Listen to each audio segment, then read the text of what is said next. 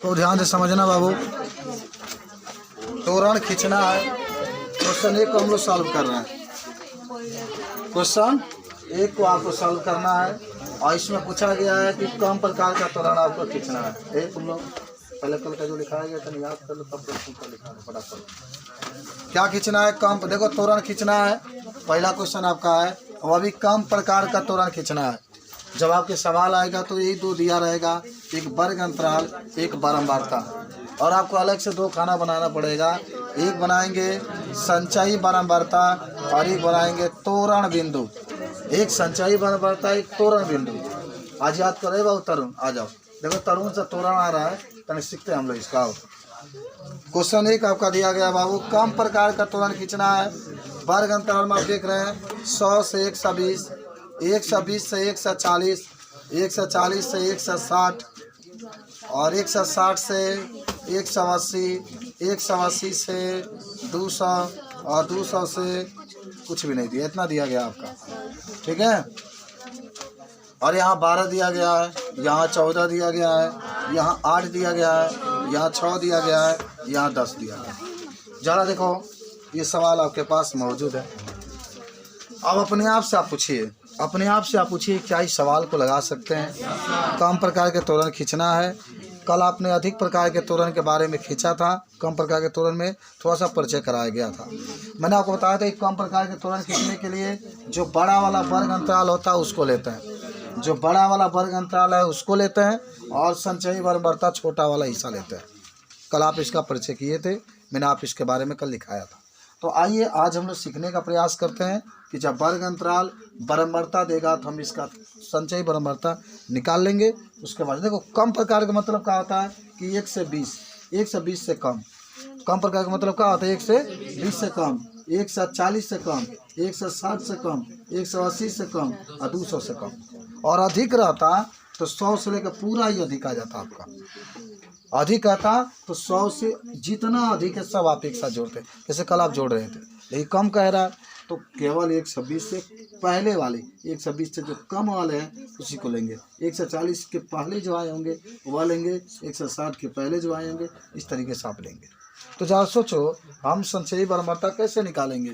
जब 120 से कम कह रहा है तो 120 से कम इतना ही आया है, केवल 12 आया है, तो आप यहाँ पर 12 लिखेंगे। 140 से कम, 140 से कम क्या है? एक 14 और एक 12 है, तो 14 में 12 जोड़ देंगे कितना हो गया? 26। फिर आप 8 जोड़ देंगे जैसे जोड़ रहे थे 34, फिर आप 6 जोड़ देंगे 40, फिर आप 10 जोड़ देंगे 50। आपको यन भी नहीं निकालना है, यफ भी नहीं निकालना, कुछ चीज़ों की ज़रूरत नहीं है इसमें। हालांकि जब आपसे प्रश्न में पूछ देगा, जैसे आप पढ़ के देखिएगा, हो सकता है कि पूछ दे कि तोरण भी खींचिए और इसका मान लीजिए माध्य भी निकालिए या माध्यक भी निकालिए। अगर ऐसा कहेगा तब आपको जो नियम बताया गया है उसके हिसाब से मैं बता देता हूँ कि इसका माध्यक भी कैसे निकालेंगे। चलिए तो समझ में आ गया होगा। 12 के 12, 12 में 14 जोड़ दिए 26, 26 में 8 जोड़ दिए 34, 34 में 6 जोड़ दिए 40, 40 में 10 जोड़ दिए 50 आपका आ गया। कोई दिक्कत है यहाँ तक? बताइए, कोई दिक्कत नहीं, आराम से समझिए। अब आपको तोरण बिंदु निकालना है। तोरण में मैंने कल कहा था ये बड़ा वाला हिस्सा लेंगे, ये वाला, ये जो बड़ा वाला आप हिस्सा देख रहे हैं इसको आपको लेना है। तो 120 पहले, तब ये 12, फिर आपका 140, तब 26, फिर 160, तब कमा करके 34, तब आपका 180, कमा करके 40, तब 200, कमा करके 50। क्या इतना समझ में आया? अच्छा, कल हमने आपको ये भी बताया था कि जब भी आप वर्ग अंतराल लेंगे तो एक सच में लेंगे, और जब भी आपको वो लेना होगा तो वाई अच में। तो आइए इसको खींच कर देखते हैं हम लोग यहाँ पर। अब तोरण हम लोग खींच रहे हैं, ठीक है ना? क्या खींच रहे हैं? तोरण हम लोग खींच रहे हैं। ये हमेशा एक सच होता है, इसका नाम जरूर आप लिखने का प्रयास करेंगे। ये वाई अच होता है, इसका भी नाम लिखने का पूरा प्रयास करेंगे आप। देखिए यहाँ कितना 120, 140, 160, 180, 200 है, तो लिख लीजिए। यहाँ आप ऐसे डैश दिखा करके लिखिएगा कि 120 है, 140, 160, 180, फिर 200। तो 140 लिखिए, 160 लिखिए, 180 लिखिए, फिर आप 200 लिखिए। वर्ग अंतराल हमेशा एक सच पर लिखा जाता है। बात आती है वाई अच की, तो अंतराल देख करके हमें बनाना पड़ता है कि कैसा अंतराल बना कि ज़्यादा बड़ा ना हो। देखिए ना 12 है, 20 है, 50 तक गया है तो 10-10 का अंतराल मान लेते हैं। ठीक, 100 तक गया होता तो आप 10-10 का मान सकते थे, आप 20-20 का भी मान सकते हैं। चलिए, हालांकि एक्चुअल में एक ग्राफ पर ही बनाया जाता है, लेकिन मान लीजिए कि बोर्ड में ग्राफ आता नहीं है, इसीलिए ऐसे ही बना देते हैं हम लोग समझ करके। लेकिन बिंदु का नाम लिख देंगे कौन कहाँ है। तो यहाँ पर 10, यहाँ पर 20, यहाँ पर 30, यहाँ पर 40, यहाँ पर 50। पहले आप ऐसे बना लीजिएगा, लिखिएगा मत, पहले से खींच लीजिएगा, तब लिखिएगा आता है कि नहीं।